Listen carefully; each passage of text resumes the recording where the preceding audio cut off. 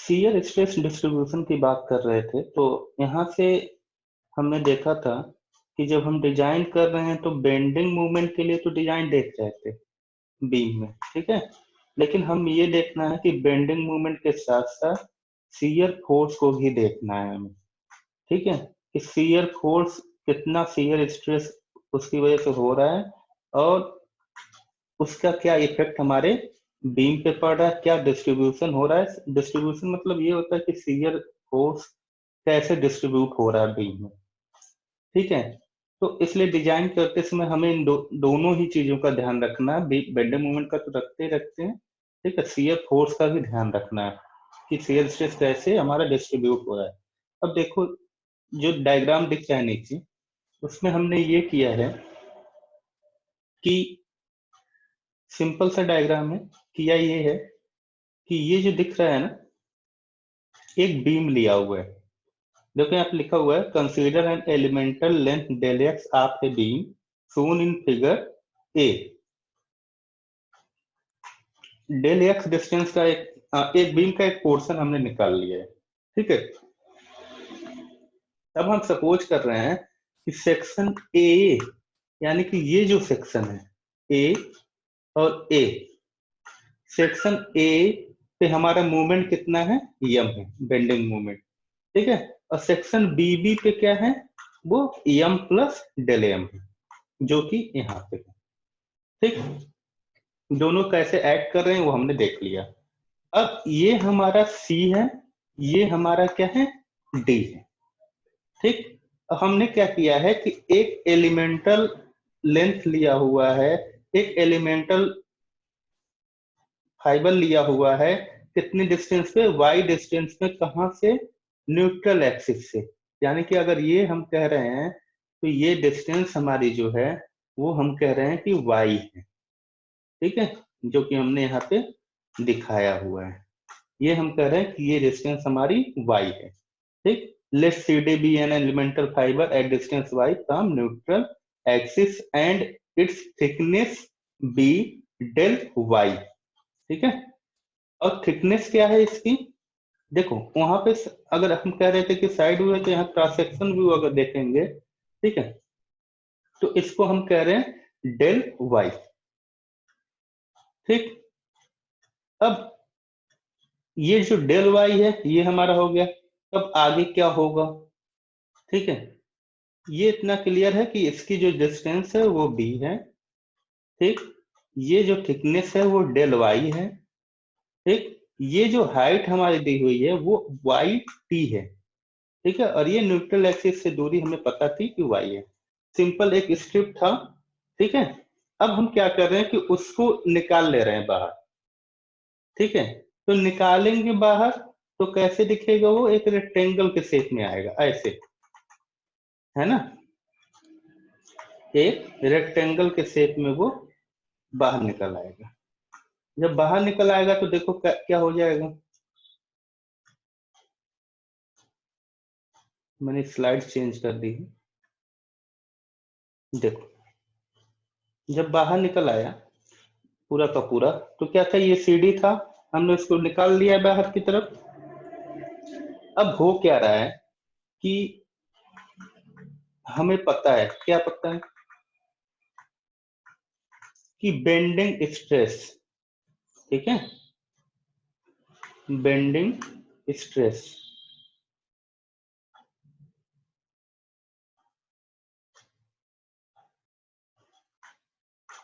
देखिए bending stress f equal to क्या होता है, एम अपान आई इंटू वाई, ठीक। अब जो ये स्ट्रिप दिख रही है हमें, यहाँ पे हम जो क्यू दिख रहा है वो क्यू हम माने हुए हैं कि ये शियर स्ट्रेस है, ठीक है। क्यू को हम सपोज कर रहे हैं कि शियर स्ट्रेस है। अब हम कह रहे हैं कि बेंडिंग स्ट्रेस एफ जो है हमारा, वो लेफ्ट साइड पे यानी कि यहाँ पे, ठीक है, एम अपान आई इंटू वाई। क्या था हमारा formula bending equation, M upon I equal to f upon y, ठीक है। उसी बेंडिंग इक्वेशन का यूज करते हुए हम यहाँ पे एफ की वैल्यू इस एलिमेंटल फाइबर पे निकाल रहे हैं और कितना कह रहे हैं, कि एम अपान आई इंटू वाई है। ठीक, अब हम कह रहे हैं कि फोर्स कितना होगा हमारे इस लेफ्ट साइड ऑफ एलिमेंट पे, फोर्स कितना होगा। तो फोर्स स्ट्रेस इक्वल टू क्या लिखते थे हम, internal resistance upon area. Internal resistance numerically force के इक्वल होता था। ठीक है, तो हम लिख सकते थे वहां से कि sigma equal to f upon a. ठीक है, तो उसी फार्मूले से हम ये भी लिख सकते हैं कि एफ इक्वल टू सिग्मा, यानी कि बेंडिंग स्ट्रेस यहाँ की बात कर रहे हैं हम, और मल्टीप्लाइड बाई एरिया। ठीक है, इसी फार्मूले से हमने क्या किया है, इसको लिखा है। देखो, फोर्स हमें निकालना था, तो ये हमारा एफ हो गया एम अपान आई इंटू वाई, जो कि हम यहाँ पे निकाले हुए हैं। ठीक है, और एरिया हमारा आया b into del y. B into del y कैसे आ गया एरिया, भाई ये रेक्टेंगुलर स्ट्रिप है। ठीक है, इसकी थिकनेस जो थी वो डेल वाई थी, और उसकी विड्थ कितनी थी, वो बी थी। अगर यहाँ पे पुराने वाले डायग्राम में हम देखेंगे इस वाले में, तो ये देखो, ये जो है बी हमारा था विथ, और ये जो था हमारा, जो हम दिखाए थे दूसरे वाले डायग्राम में, ये हमारा था डेल वाई। इस तरह से इस रेक्टेंगल का एरिया जो हो गया हमारा बी इंटू डेल वाई। ठीक है, अच्छा ये हो गया। अब यहां से हमारा फोर्स निकल गया। ठीक है, फोर्स इक्वल टू क्या आ गया हमारा यहाँ पे, फोर्स इक्वल टू हमारा आ गया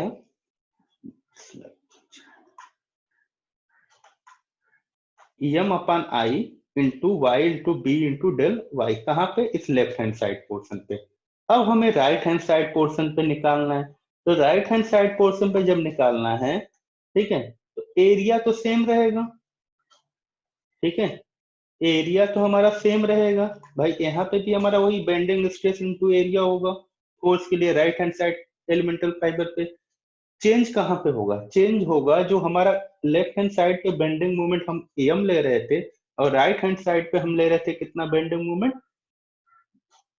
एम प्लस डेल एम। ठीक, तो यहाँ पे हमारा क्या हो रहा है, वो चेंज हो जा रहा है। यहाँ पे आ जा रहा है हमारा M plus del M upon आई इंटू वाई। ये हमारा बेंडिंग स्ट्रेस हो गया, और multiplied by area b into del y.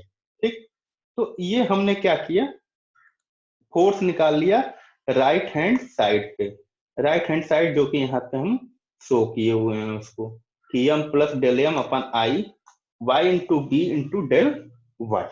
ठीक है, अब ये m upon i into y into b into del y आया था। अगर दोनों दिख रहा है आपको स्क्रीन पे, तो दोनों देख के आपको ये लग रहा होगा कि अब ये अनबैलेंस फोर्स हो गए। अनबैलेंस फोर्स हो गए मतलब दोनों इक्वल नहीं है।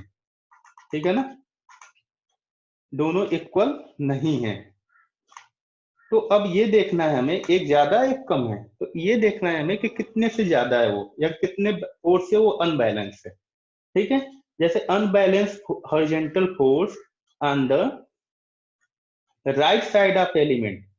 ठीक है, on the right side of element, तो क्या है, राइट वाला ज्यादा था, लेफ्ट वाला कम था, तो क्या किए हम, राइट में से लेफ्ट वाले को माइनस किए हैं, ज्यादा में से कम वाले फोर्स को माइनस किए हैं। तो m plus del m upon i into y into b into del y minus m upon i into y into b into del y. अब यहां से हमारा क्या है कि ये निकल गया, क्या निकला, अनबैलेंस फोर्स उस एलिमेंट पे।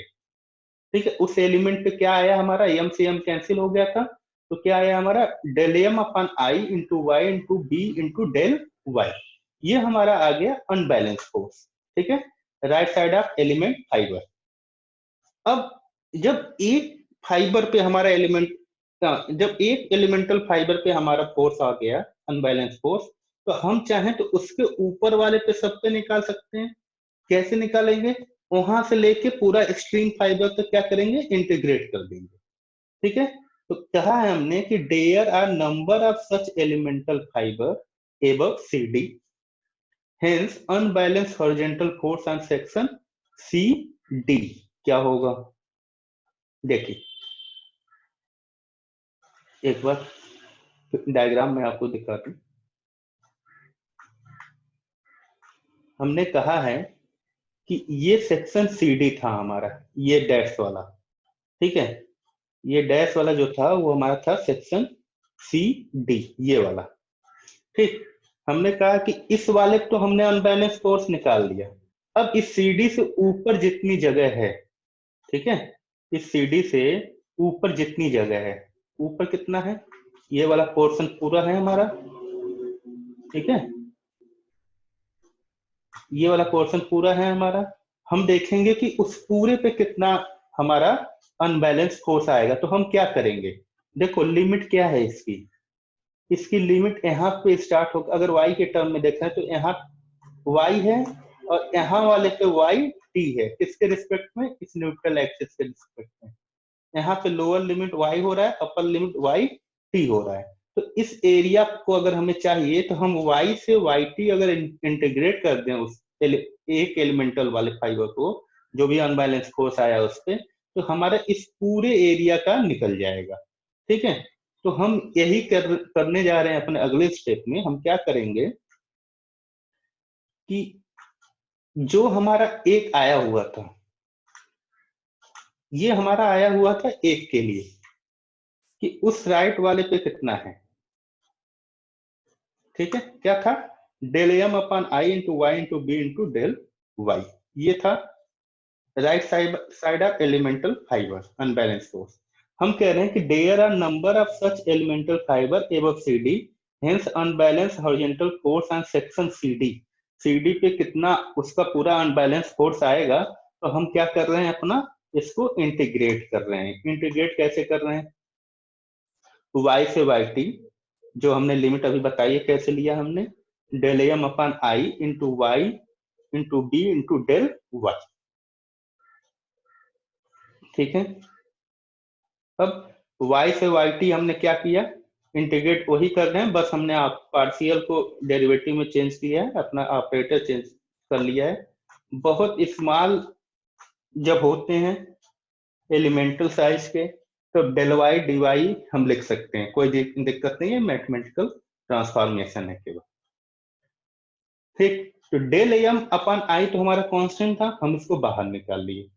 y से yt, y into b into d y हमारा ये बच गया अंदर, ठीक है। ये ध्यान से देखिएगा कि कांस्टेंट को हमने बाहर निकाल लिया है, m और i को, ठीक है।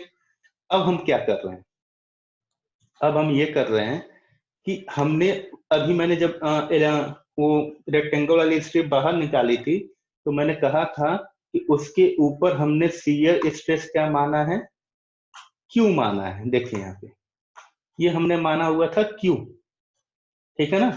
और ये जो लेंथ थी हमारी, ये जो लेंथ थी हमारी, वो हमने कितना लिया हुआ था, एलिमेंटल डेल एक्स, यही लिया था ना। देख लो एक बार पीछे, एक बार देख लो,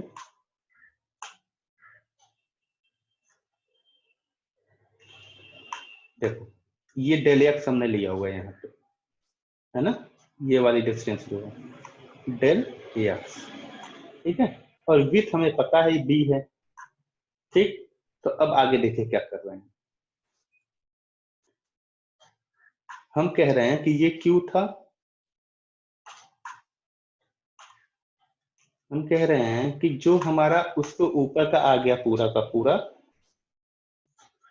अनबैलेंस फोर्स, हम इसको इक्वल करेंगे शियर फोर्स से। कह रहे हैं let intensity of shearing, let intensity of shearing stress on element CD be small q, small q हम मान रहे हैं इंटेंसिटी शियरिंग स्ट्रेस का। अब क्या कर रहे हैं कि equating resistance shear force to unbalance horizontal force we get, जो अनबैलेंस हॉरिजॉन्टल फोर्स है उसकी वजह से शियरिंग स्ट्रेस डेवलप हो रहा था। तो जो उसका रेजिस्टिंग शियर फोर्स है उसको हम क्या कर रहे हैं, अनबैलेंस हॉरिजॉन्टल फोर्स को से इक्वल कर रहे हैं। तो इक्वल कैसे करेंगे, शियर स्ट्रेस हमारा क्यू था, ठीक है, शियर स्ट्रेस हमारा क्यू था, तो इसको तो पहले फोर्स में बदल लिया आप, ठीक है ना, इसको शियर फोर्स में बदल लिया। तो क्या, स्ट्रेस को जब फोर्स में चेंज करना होता है क्या करते हैं, एरिया से मल्टीप्लाई कर देते हैं। तो एरिया से मल्टीप्लाई क्या किए, बी इंटू डेल एक्स। ठीक है, ये हमने एरिया अभी देखा कि कैसे थिकनेस हमारी डेल एक्स थी और साइड हमारा क्या था, वो बी था। तो ये एरिया आ गया और हमने अनबैलेंस फोर्स यहाँ पे अपना अभी पिछले स्टेप में ही निकाला हुआ है। तो यहाँ से Q इक्वल टू क्या होगा, देखिए Q इक्वल टू होगा बी इंटू डेल एक्स, यहाँ अपान में आ गया।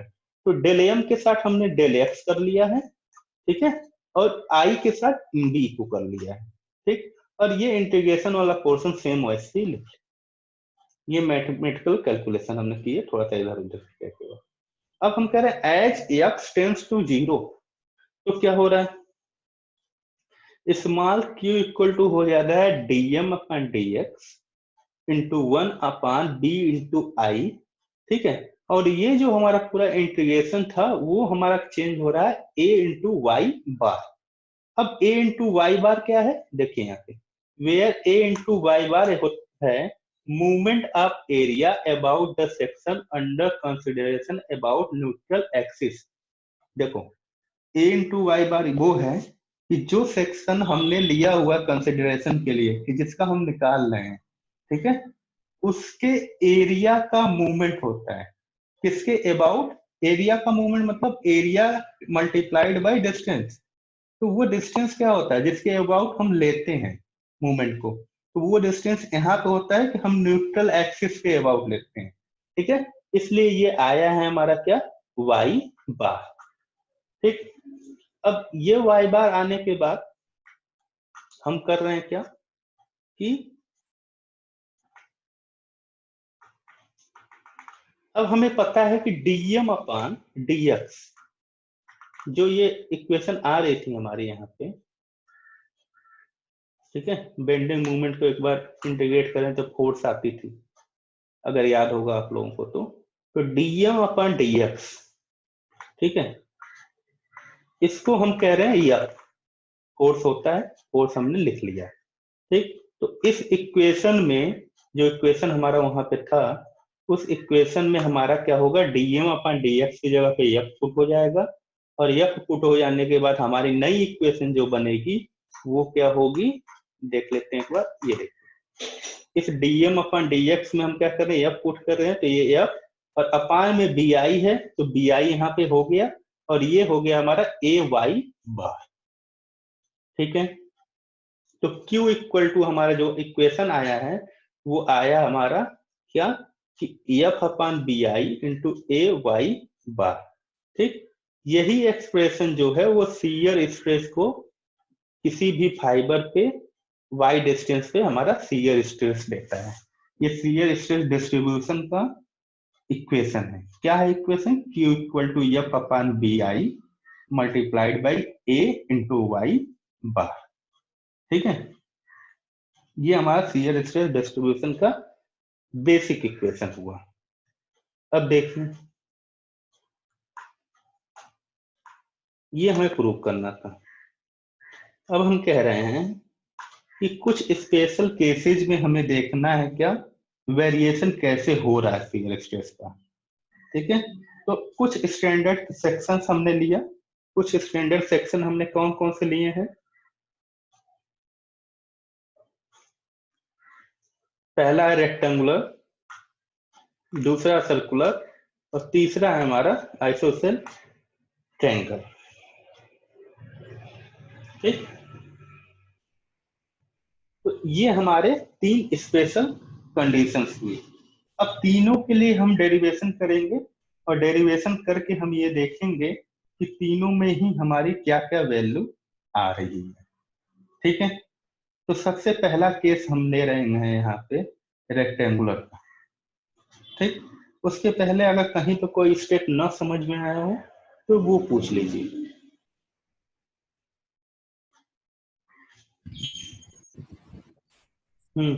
अगर उसके पहले कोई स्टेप कहीं पे ना समझ में आया तो बताइए।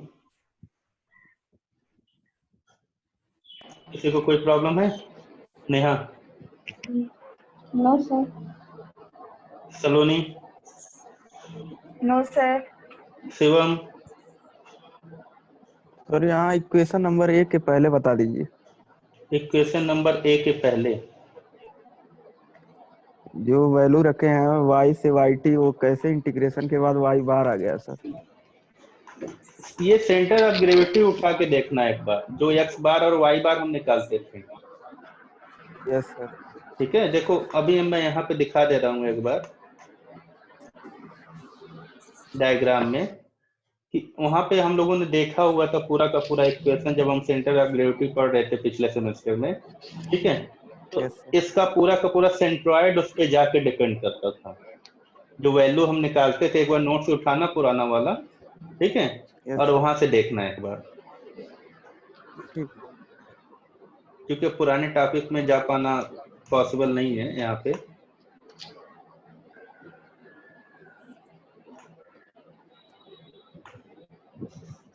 और कोई?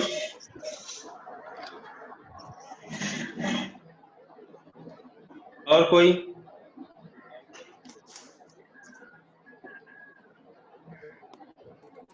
ठीक है, चलिए आगे बढ़ते हैं फिर।